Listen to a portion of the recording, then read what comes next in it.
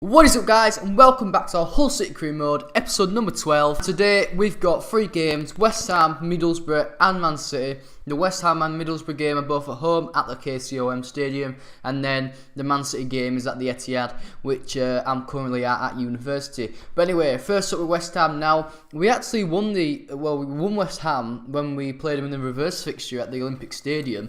We came back from 1-0 behind to win 2-1 in the end, and that was actually with a second team because, you know, around that time, I think it was like December, January, obviously you have a few fixtures, your fixtures are quite compacted, so it was a second team we beat them with, but this time we did have our first team out, and we was looking for the win, and as you see, Mabagany hitting the crossbar quite early on, unlucky not to go up 1-0 there, but as you see here, West Ham, I mean, I think it's a soft pen, to be fair. I mean, I don't know what Lingard's doing, but, you know, I think it's soft. The guy, to be fair, was absolutely terrorising me. He was doing so many tricks and flicks. I just couldn't get the ball off him. And in the end, obviously, Lingard does bring him down. Obviously, I wasn't controlling Lingard. He just did it kind of how FIFA does. But Dimitri Payet steps up. And, you know, he don't miss a lot of penalties, Dimitri Payet. And as you see this one, he don't miss this. I mean, Marshall should really be saving that. To be fair, I did get a goalkeeper in January on a pre-contract. That Costil guy who's like the twin brother of Giroud. I got him, obviously, he was coming into the club next year. But, you know, Marshall, he's done very well this season. He'll probably get leading clean sheet goalkeeper, which I think is brilliant. But, you know, he does sometimes make a few mistakes here and there, but there again, he is a fantastic goalkeeper and has saved a lot of goal scoring opportunities for me.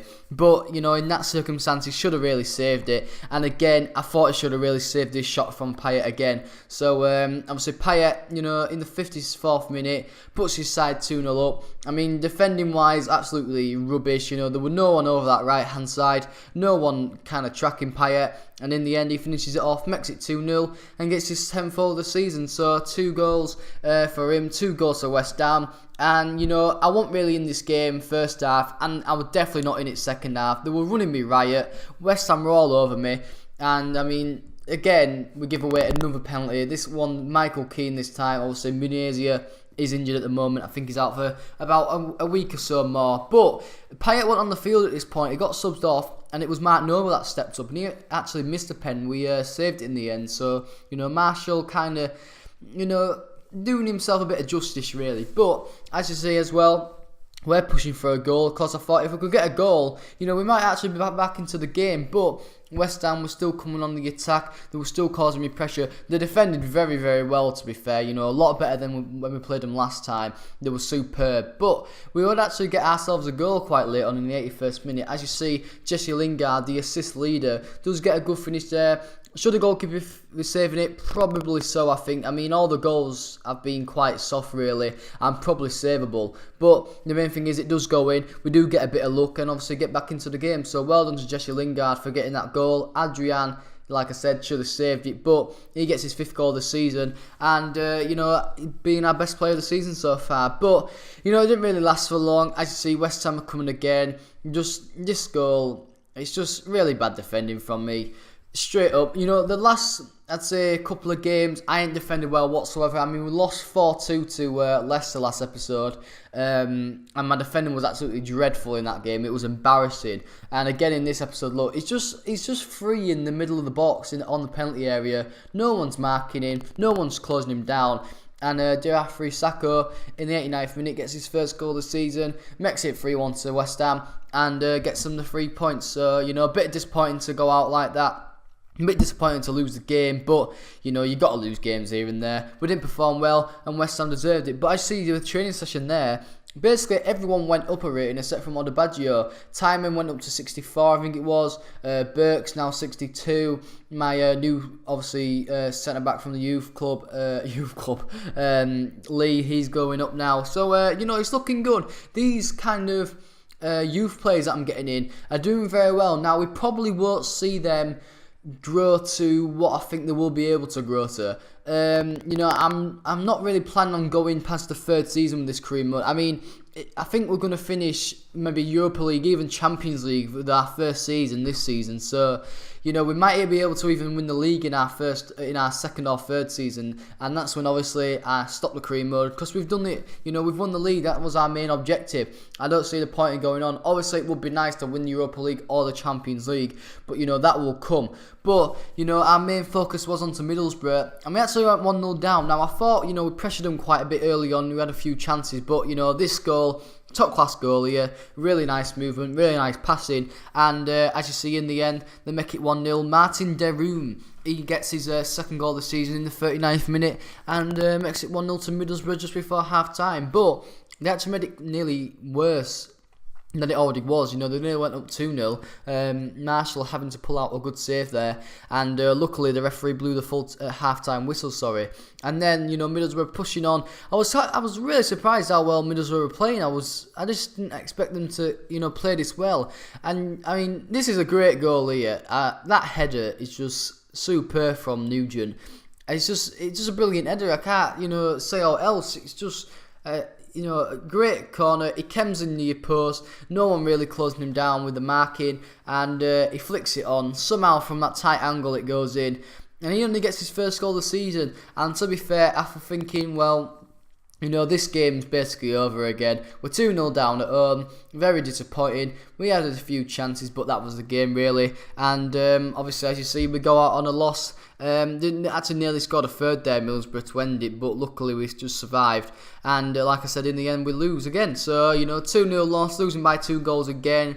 2 games, 0 points, 2 losses at home, just not very good. And even worse, we was at the bloody Etihad, weren't we, against Manchester City away. But I was looking at the squad, and now they weren't playing the best of squads, which sometimes I kind of like, but sometimes I don't, because I remember in FIFA 16, I played, you know, a few second teams here and there, and I never did any good against them. So I wasn't really looking forward to this game. I mean, Man City actually beat us 1-0 in the reverse fixture at the KCOM Stadium.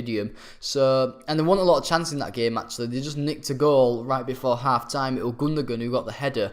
But, you know, I was hoping for a result here. And I see Ryan Mason battling through all the players and finishes a fantastic goal. I mean, where's he pulled out of his locker? I don't know. I mean, he's hardly showed up all season. He's been kind of crap, to be fair. And I'm kind of happy I've, you know, signed a pre-contract midfielder, because I'm actually accepting to maybe sell him next season and swap him with a new centre mid, because like I said, he's just not very good. I expected him to be a lot better. He was going to be kind of my midfielder, my main man for the future, but, you know, just hasn't played very good this season. Obviously, Livermore has been my best player, has been my best midfielder so far. But, you know, I've been swapping loads of midfielders around, looking for a kind of a partner with Livermore, and I just can't really find one. But it got even better for him, because he actually got his second goal just before half time, on the stroke of half time, and he nets that in. Brilliant header that is, just fantastic header, and he gets his third goal of the season. So obviously makes it 2-0 for us. He gets his second of the game, and we went into half time leading 2-0 at the Etihad. So I was quite surprised. Didn't really expect that to come from, you know, regarding our past 2 matches, but, you know, it actually got even better. This ball from Demarai Gray was inch perfect. I mean, it's just a fantastic ball. It was actually Lico that played that ball. Demarai Gray scored it. Just look at that. Just the fullback, I think it might have been Kolarov maybe, but he just absolutely had no chance. It was a great finish, great ball, and Demarai Gray, as you see, he gets his third goal of the season. Not as good as I thought he would be, to be fair, but he is still young. You know, he isn't the highest I've rated. I expected him to actually be about a 72 rated when you start FIFA, but he's only 70. So, you know, he kind of needs a bit of growing, but, you know, he's getting there. He's performing a bit better as he goes along. But I see we are 3-0 up, but Man City does get a goal back. Bit of a scrappy goal, really. Shot came in. Marshall should have maybe parred it out a bit more, you know, to the side. As you see, goalkeeper should par the ball out to, you know, the side, so players like this can't come onto the ball and score. But in this matter of time, you know, he did it, and Igor Smirvolov, I don't know how you say that word or name. Just why have you named your son that? But yeah, he gets his first goal of the season, and actually we got a penalty in the 90th minute. Vincent Kompany. It was a stonewall penalty, to be fair. You cannot really see it on the replay, but, you know, Livermore, he did actually get taken out. Now you're probably thinking, why have I took that penalty with Robertson. Now, I meant to take it with Livermore, but because when you pick the penalty taker this year, it goes so quick. It went on to Robertson, and we're like, not realising, I just took the penalty straight away. I mean, luckily he scored it and gets his second goal of the season, but that's not the point, The point is, we win 4-1, get a fantastic result at the Etihad, and look, we are 5th in the table now, getting close to the end of the season, so hopefully we can kind of, retain that spot and stay there. But anyway, guys, hope you enjoyed the episode. If you have, please hit the like button, subscribe if you are new, and guys, I'll be seeing you later.